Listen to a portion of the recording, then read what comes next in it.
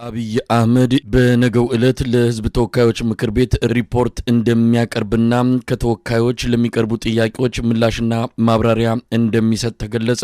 በሐሙሱ የምክር ቤት ቆይታው ከኤርትራ ጋር ስለተፈጠረው ፍጥጫ ማብራሪያ ይሰጣል ተብሎ እንደሚጠበቅ ነው ያገኘነው መረጃ የሚያመለክተው።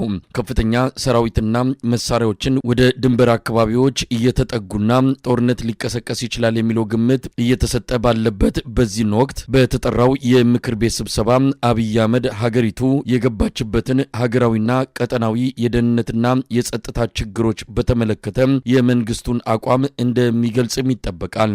ይህ በእንዲህ እንዳለ የኤርትራ መንግስት ከአብይ አህመድ አገዛዝ ጋር ያለውን ፍጥጫ በተመለከተ በኤርትራ ለሚገኙ ዲፕሎማቶችና የዓለም አቀፉ ማህበረሰብ አካላት ማብራሪያ መሰጠቱ ተገለጸ።